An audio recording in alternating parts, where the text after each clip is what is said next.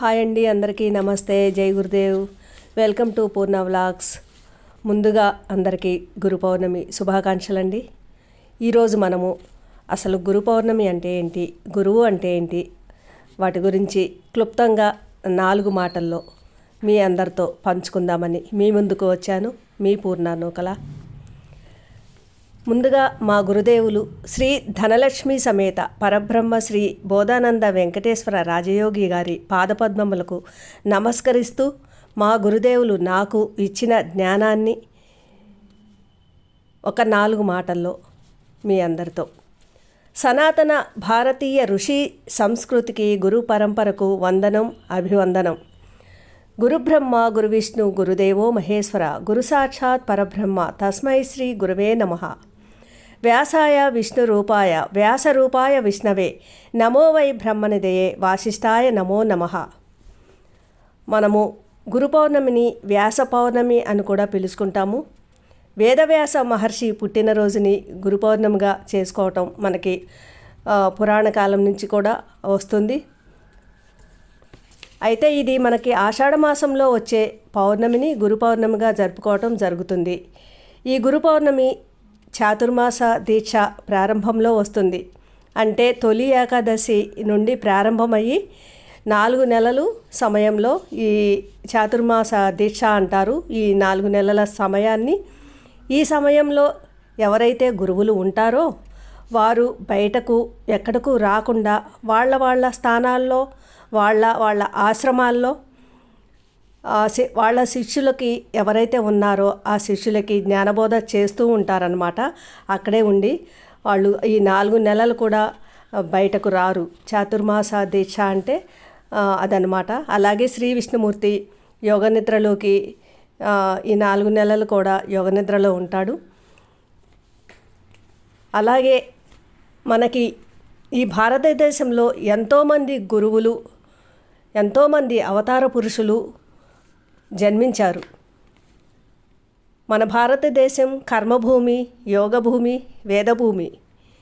ఈ యోగభూమిలో జన్మించటం మనందరం చేసుకున్న అదృష్టంగా భావించాలి. ఈ భూమి మీద ఎంతోమంది అవతార పురుషులు, సద్గురువులు, పీఠాధిపతులు ఎంతోమంది జన్మించారు. అలాంటి ఈ వేదభూమిలో, ఈ యోగభూమిలో మనం కూడా జన్మించటం ఎన్నో జన్మల్లో చేసుకున్న అదృష్టంగా భావించాలి. మనకి ఎందరో గురువులు ఉన్నారు. శ్రీకృష్ణమూర్తికి సాందీప మహర్షి, అలాగే శ్రీరాముడికి వశిష్ఠ మహర్షి, ఇంకా ఎంతోమంది త్రేతాయుగంలో కానివ్వండి, ద్వాపర యుగంలో కానివ్వండి మనకి ఎంతోమంది గురువులు కనిపిస్తారు. గురువులు అంటే ఇప్పుడే కాదు, ఈ కలియుగంలో కూడా వాళ్ళతో పాటు మనకి చాలామంది కనిపిస్తారు. జగద్గురువు ఆదిశంకరాచార్యులు వారు, శ్రీకృష్ణ పరమాత్మ, గురు రాఘవేంద్ర స్వామి, దత్తాత్రేయ స్వామి, షిరిడీ సాయి, సత్యసాయి, వీళ్ళందరూ కూడా, రామకృష్ణ పరమహంస, వివేకానంద, వీళ్ళందరూ కూడా ఆ గురు కోవలోకే వస్తారండి. ఆ గురు పరంపరలో మనం కూడా ఉన్నందుకు నిజంగా మనం చాలా అదృష్టవంతులం అనే చెప్పుకోవాలి. అలాగే అసలు ఇప్పుడు గురు పౌర్ణమి అంటే ఏంటి, గురువు అంటే ఏంటి తెలుసుకుందాము. అసలు గురువు అంటే ఒక వ్యక్తి కాదు, శక్తి, జ్ఞాన భాండాగారం. గురువు అంటే మనలో ఉన్న అజ్ఞానాన్ని తొలగించి జ్ఞానజ్యోతిని వెలిగించేవాడే గురువు. ఎన్నో జన్మల్లో చేసినటువంటి కర్మలన్నీ జ్ఞానమనే అగ్నితో దగ్ధం చేసేవాడే గురువు. తల్లిదండ్రులు మనకి జన్మనిస్తే గురువు జన్మ లేకుండా చేస్తాడు. ఈ జనన మరణ చక్రం నుండి తప్పించేవాడే గురువు. భగవంతుడు ఎక్కడో లేడు, నీలోనే ఉన్నాడు అనే సత్యాన్ని తెలియజేసేవాడే గురువు. గురువు చూపుయే మనకి ఉపదేశం. గురువు జీవితమే ఒక సందేశం. గురువు పలుకులే ఉపనిషత్తుల సారాంశం. గురువు స్పర్శయే ముక్కోటి దేవతల ఆశీర్వాద ఫలం. శిష్యుడి జీవితం ఓ వాహనం, గురుకృప అందులో ఇంధనం. మాంసనేత్రంతో చూసేవాళ్లకు గురువు ఒక శరీరం. మనోనేత్రంతో చూసేవాళ్లకు గురువు పరబ్రహ్మ యొక్క సాకారం. సంకెళ్లతో బందీ అయిన శిష్యుని జీవాత్మకు ముక్తిని ప్రసాదించగలిగే ఏకైక శక్తిశాలి గురువు ఒక్కడే. ఎన్నో కోట్ల జన్మల ప్రయాసకు ముగింపు చెప్పే ఏకైక దిక్సూచి గురువు ఒక్కడే. కాబట్టి మనందరికీ కూడా గురువు అవసరం ఎంతో ఉంది. సాక్షాత్తు ఆ భగవంతుడి స్వరూపాలే గురువుని ఆశ్రయించినప్పుడు మరి మానవ మాత్రలో మనకి గురువు అవసరం ఉండదా? కంపల్సరిగా అందరికీ కూడా గురువు అవసరం ఎంతో ఉంది. ప్రతి ఒక్కరికి కూడా అంటే ఈ ప్రపంచంలో ఎన్నో విద్యలు ఉంటాయి. అన్ని విద్యల్లోకెల్లా బ్రహ్మ విద్య గొప్పది అని మనకి పురాణాలు ఘోషిస్తున్నాయి. అలాంటి బ్రహ్మ విద్యని మనం తెలుసుకోవాలి అంటే ఒక్క ఆధ్యాత్మిక గురువుకి మాత్రమే అది సాధ్యపడుతుంది. కాబట్టి మనందరం ఆధ్యాత్మిక గురువుని ఆశ్రయించాలి. వారి ద్వారానే మనం ఆ జ్ఞానాన్ని తెలుసుకోవాలన్నమాట. గురువుతో మనకు ఎప్పుడైతే అనుబంధం ఏర్పడుతుందో అప్పుడే మనం గురు రక్షణలోకి చేరుకున్నట్లు. గురువు ఒక్కడే మనలోని అజ్ఞానాన్ని తుడిచిపెట్టగలడు.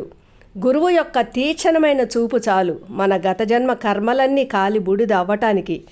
గురువు అనుగ్రహం ఉన్న వాళ్ళకి ఎలాంటి విషయాలు కూడా బాధించవు. ఎవరి మనసులు ఆధ్యాత్మికతతో నిండి ఉంటాయో వారు ప్రపంచాన్ని జయించగలరు. మనం చేసే కర్మలన్నీ ఎప్పుడైతే భగవంతుడికి అర్పించి చేస్తామో అప్పుడు మనకి ఏ కర్మ కూడా అంటుకోదన్నమాట. నేను చేస్తున్నాను అనే అహంకారాన్ని వదిలిపెట్టాలి. శ్రీకృష్ణుడు భగవద్గీతలో చెప్పాడు, కర్మణ్యే వాదికారస్తే మా ఫలేషు కదాచన మా కర్మ ఫలహేతుర్భూ మాతో సంగోస్త్వ కర్మణి. ఎవరైతే కర్మలు ఫలితాన్ని ఆశించకుండా నిష్కామంగా చేస్తారో వారికి ఎలాంటి కర్మలు అంటుకోవు.